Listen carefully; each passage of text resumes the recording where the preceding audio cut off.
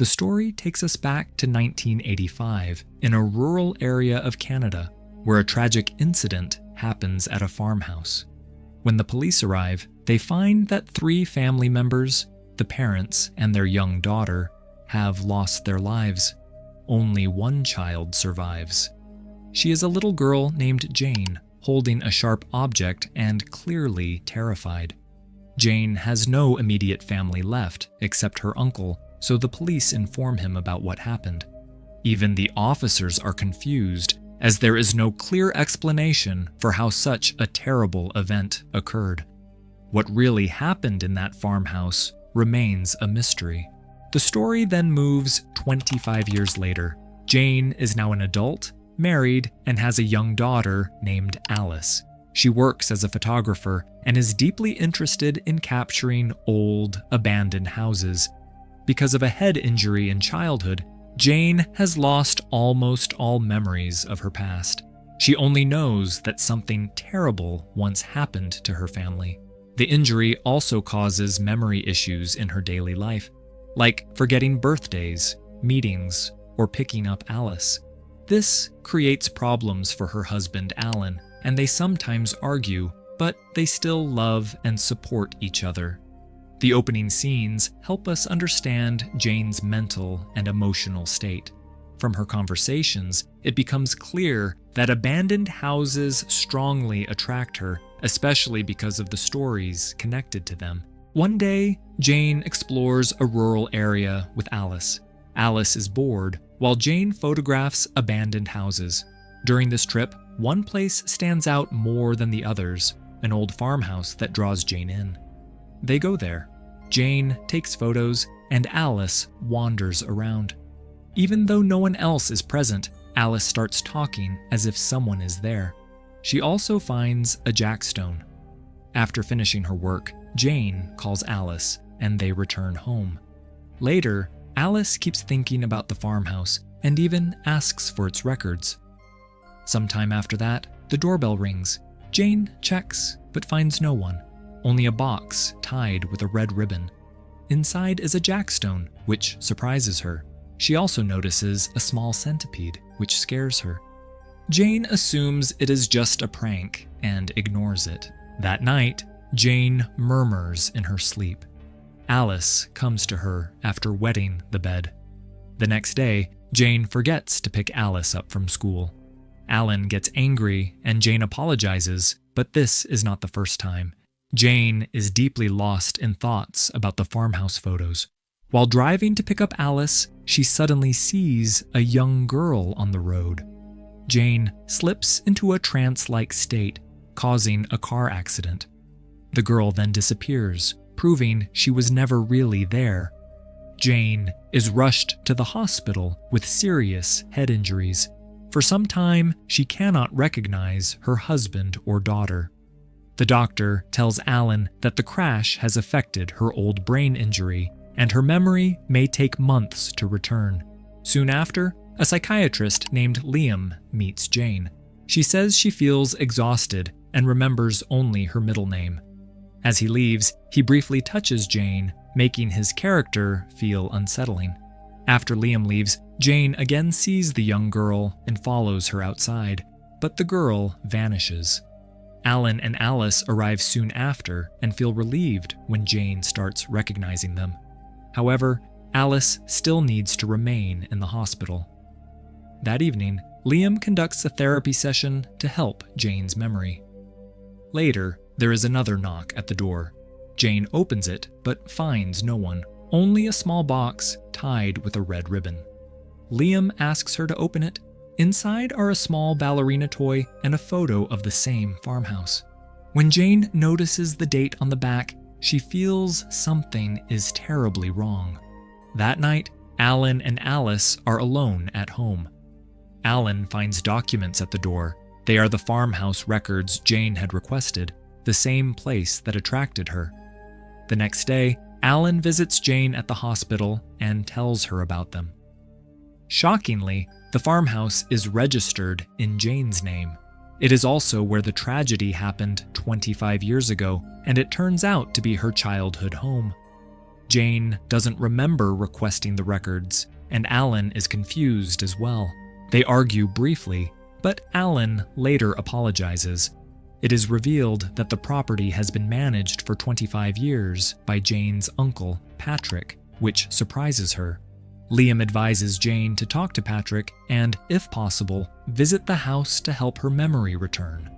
Jane calls Patrick and tells him who she is. He is shocked but happy to hear from his niece and invites her to visit. A few days later, the family travels toward the farmhouse. On the way, Jane again sees a woman by the roadside, visible only to her. They reach Patrick's home, where Jane meets him, and they talk. Patrick explains that he has been caring for the property. He apologizes, saying he didn't know what to do back then and thought a foster home was best. He never married and lived alone. Jane holds no resentment. Patrick gives her the keys to the farmhouse, and they arrive there. The house has been empty for a long time. Jane looks around the farmhouse and feels uneasy. She notices a ball, which gives her a strange feeling. Uncomfortable, she steps outside into the fields. Inside, Alan and Alice explore the house and find a girl's bedroom upstairs, likely Jane's childhood room. The room contains old belongings and a music box. Alan tells Alice not to touch anything, and they leave, but he accidentally leaves the key inside. In the cornfield, Jane senses something again. She spots a red balloon with a note saying, "Welcome home," and a key attached. It feels like someone wants her to return to this house. These small sights and feelings are fragments of Jane's childhood memories. For both Jane and the audience, they form a puzzle about what happened in the past. That night, Jane talks with Alan, but cannot remember their wedding. The next day, they visit the local market. Alan and Alice go to play in a hay bale maze, while Jane enters a nearby shop. There, she finds a newspaper clipping about her family. It claims people believed Jane lost control and killed her family. She is deeply shaken. Jane then gets a call from Liam, reminding her of their meeting. She says she came to the farmhouse on his advice and cannot meet him. Suddenly, she sees Liam standing in the same shop. When questioned, he lies and says he's at his office. Jane follows him, but he disappears into the hay bale maze. Now, doubting her own mind, Jane panics and rushes to her car. Inside, she again finds a white box. It contains a torn childhood photo of herself, which deeply disturbs her. After reading the article, she wonders if she truly ended her family's lives, and why she remembers nothing. That night, Jane wakes to the sound of the music box. She sees Alice at the door, signaling her to stay quiet. Jane follows her into another room, where she sees a woman sitting with her daughter, holding the same music box. Terrified, Jane says they must leave, but Alice runs away, saying she is not here right now. Jane sees the woman and the child again, both staring at her. The child holds a hammer, which frightens Jane. The woman's face is blurred. Jane then realizes she is holding a blade, though she doesn't know how it got there. She rushes to wake Alan, but he doesn't respond. Suddenly, the little girl crawls out from under the bed and tries to grab Jane. Jane locks herself in a wardrobe, but the child wraps her arms around Jane's neck from behind. They struggle, and Jane overpowers the girl, pressing her neck. The scene cuts. Jane is actually with Alice, doing the same thing. When Alice wakes up, Jane snaps back to reality. She tells Alice to sleep, but Jane is now in deep panic and doesn't understand what's happening. The next day, Jane meets Patrick, hoping for answers. Patrick says Jane's father drank and had anger issues, but loved his family and would never hurt them. Only Jane knows what happened that night, but she remembers nothing, so the truth remains hidden.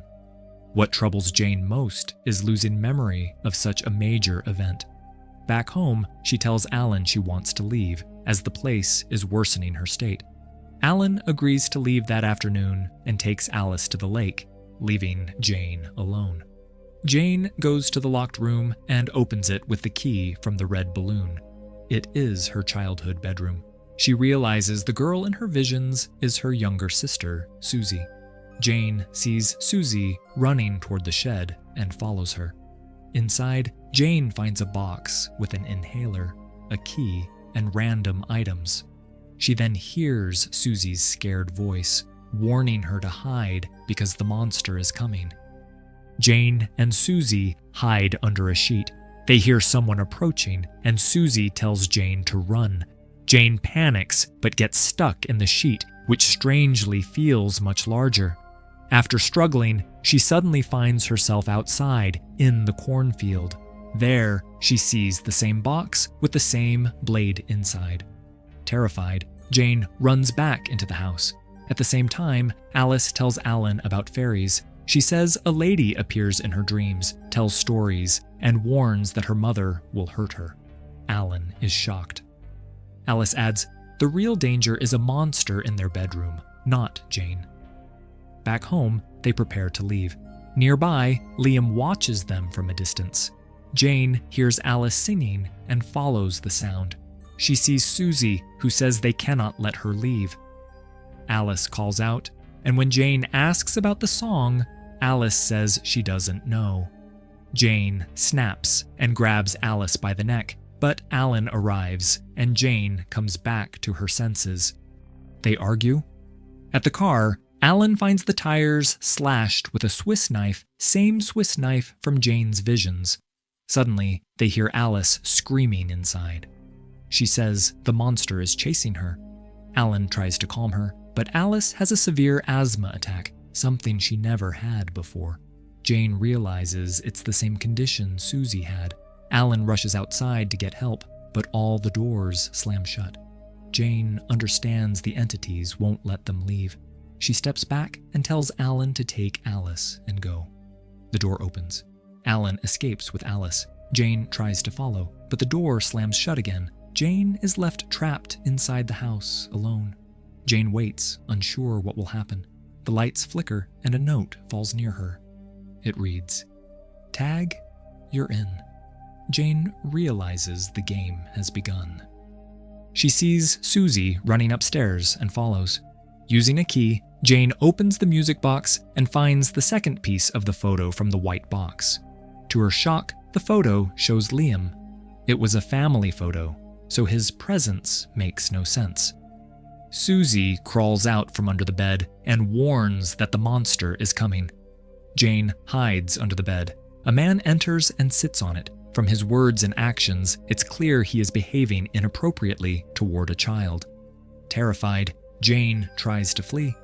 Outside, she sees Liam coming up the stairs. He says he is not the monster and points inside. When Jane looks back, she sees Patrick sitting with Susie. Everything becomes clear. Patrick had harmful intentions toward the children and was never a good person.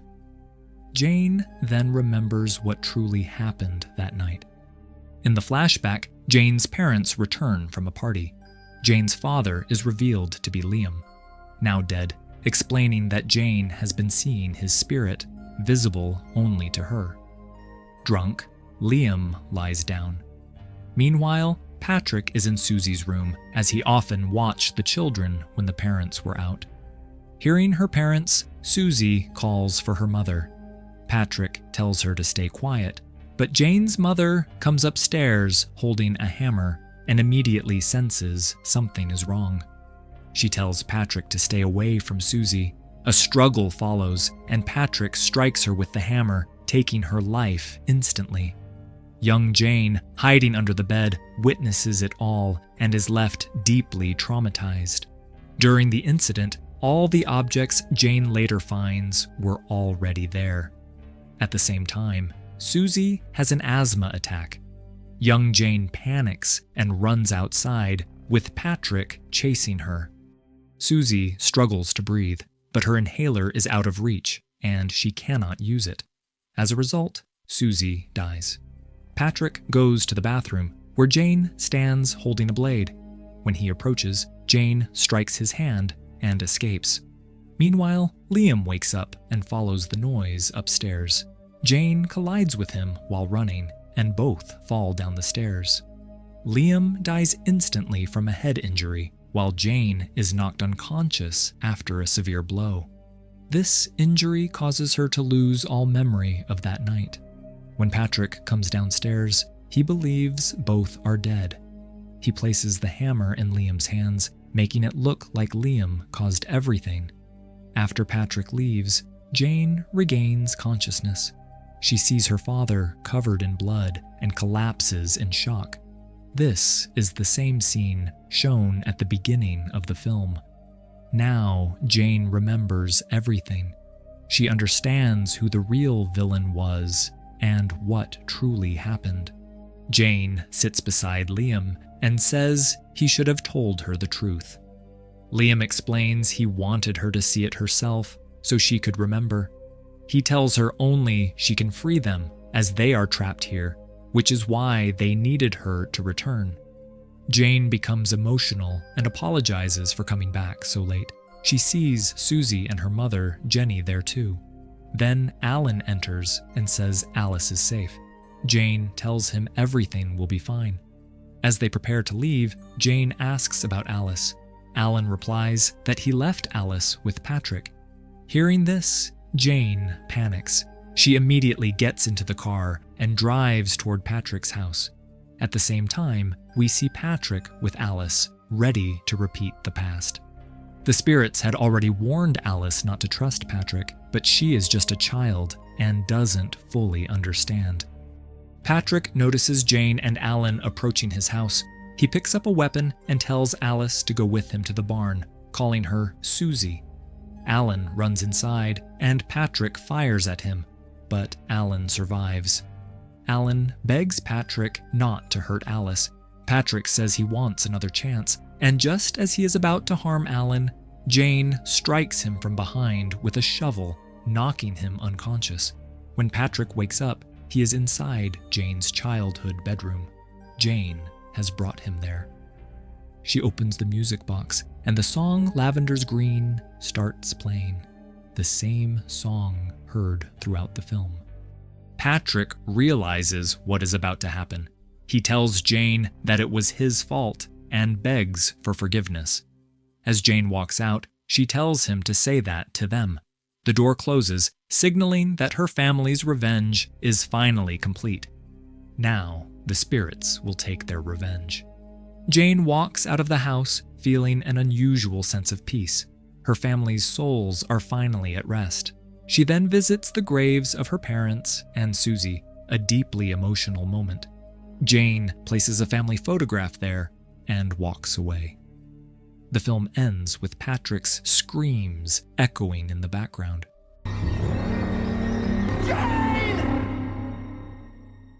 The story of the film ends here.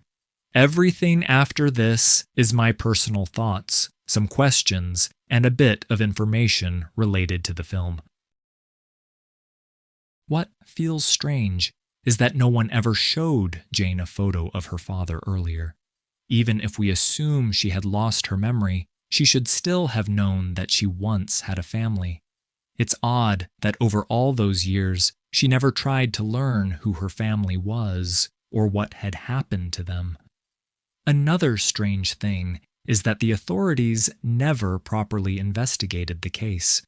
The house wasn't burned down, evidence was still there, and Patrick wasn't so professional that he could erase all his fingerprints everywhere. His escape feels more like pure luck than careful planning. Liam can also be blamed to some extent. If he hadn't been an alcoholic, that night might not have turned into such a tragedy for his family. It's possible that Patrick took advantage of Liam's family because he knew Liam was usually lost in his addiction. Patrick also never adopted Jane, even though it was a perfect opportunity for him. If he was a bad person, there are only two possibilities. Either he felt guilty for what he had done, or he was afraid that Jane might regain her memories one day. But despite that, he was still a monster, because he ended up repeating the same things with Alice. If the ghosts truly wanted revenge, then why didn't they act during the past 25 years while Patrick was living on and taking care of the property? Why didn't they possess him earlier? It seems like the ghosts wanted Jane to learn the truth first. Until she knew what really happened, they couldn't take their revenge. This film strongly reminded me of The Backtrack. That film also had a similar concept, where Adrian Brody sees ghosts who force him to return to his hometown so the truth can finally be revealed to the world. In the lead role, Abby Cornish plays Jane. Interestingly, the character was originally written as a male protagonist, but later changed to a female. The director wanted a stronger emotional impact through a mother-daughter relationship. The title Lavender reflects the flower and its symbolic meaning: memory, emotion, and nostalgia. The same song is also heard repeatedly throughout the film. The film was produced and distributed in both Canada and the United States. Director Ed Gasdonnelly developed the story over many years at the script stage and co-wrote it with Colin Frizzell. During its film festival submissions, the story gained a lot of attention and was highlighted as a psychological thriller with unraveling memories and past trauma as its central themes. Critics generally felt that the film had a strong concept, especially in its focus on childhood trauma, memory loss, and psychological elements. Many praised Abby Cornish's performance and the film's slow, atmospheric tone. However, several critics also felt that the film was too slow and that some plot twists were predictable. Because of this, the movie didn't connect strongly with a mainstream audience. The film teaches us that childhood pain never truly disappears if it is buried. Even when memories are forgotten, the wounds stay alive inside the mind and heart. Jane may lose her memories, but her trauma continues to shape her life. The film shows that the truth cannot stay hidden forever. It always finds a way back. The title Lavender and the children's song are symbols of innocence, calm, and childhood. But when these gentle things are connected to violence and loss, the film reminds us that even beautiful memories can carry deep pain. What once felt safe can later become frightening. The film also tells us that forgetting is not healing. Real healing only begins when a person faces the past instead of running from it. Jane's journey is not just about remembering events, but about understanding who she is and accepting her pain. At its core, Lavender shows that a person can break inside, but facing the truth is the only way to become whole again. The film does not try to shock. It gently teaches us that true courage comes from confronting our darkest memories, not escaping them.